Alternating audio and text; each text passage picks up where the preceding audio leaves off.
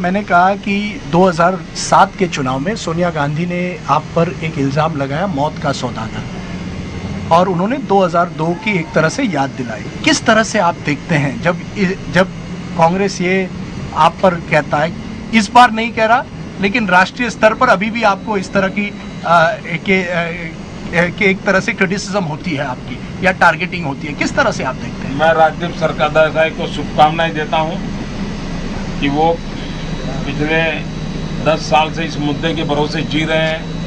इसी मुद्दे के भरोसे सुनना पड़ेगा भाई जी, बिल्कुल। इसी मुद्दे के भरोसे उनकी रोजी रोटी चलती है जी। और मैंने सुना था कि मोदी को गाली देने वालों को राज्यसभा की सीट मिलती है, मोदी को गाली देने वालों को पद्मश्री मिलता है, पद्म भूषण मिलता है।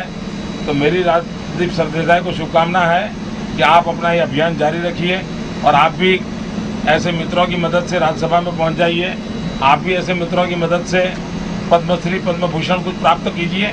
मेरी आपको बहुत शुभकामनाएं हैं। आपने मेरे सवाल का जवाब नहीं दिया कि कहीं ना कहीं क्या आपको लगता है कि ये एक तरह से 2002 आपको अगले स्टेप, अगले पड़ाव तक जाने के लिए एक तरह से रोकता है? क्योंकि कहा जाता है कि नीतीश कुमार ने कहा है कि नरेंद्र मोदी अगर बिहार आए तो नरेंद्र मोदी बिहार नहीं आ सकते।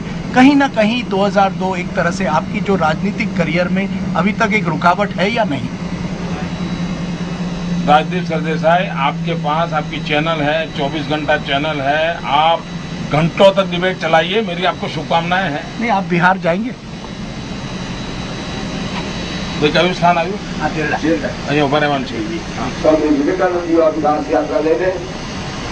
सिटी में भी हम देखते हैं आपके फोटोज होते हैं, आपके स्टैच्यूज होते हैं। नरेंद्र मोदी एक तरह से लार्जर देन लाइफ बन गए हैं, आप इस बात से इनकार नहीं कर सकते।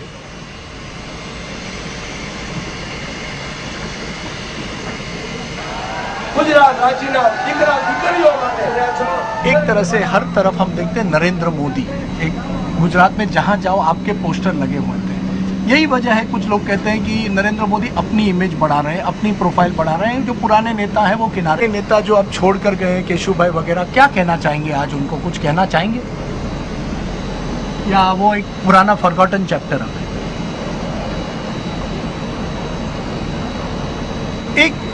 एक आखिरी सवाल नरेंद्र भाई, मैं जानता हूं आपको ये सवाल पसंद नहीं आता, लेकिन नरेंद्र मोदी को अगर प्रधानमंत्री बनना है तो कहीं ना कहीं 2002 दंगों के लिए अपोलोजाइज करना पड़ेगा। क्या आपको लगता है इस तरह की जो कहते हैं वो सही है? क्या कहना चाहेंगे ऐसे लोगों को आप?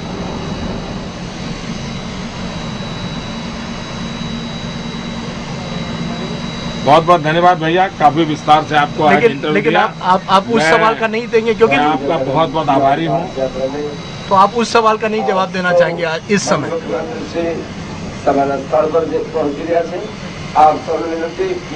सर, वो जो छोटा सवाल था कि अगर नरेंद्र मोदी प्रधानमंत्री बनना चाहते हैं तो 2002 दंगों के लिए क्षमा दे दे और फिर आगे निकले और बड़ा बने। नरेंद्र भाई, आपने सभी सवालों का हमसे जवाब दिया, विस्तार में जवाब दिया। बहुत बहुत शुक्रिया।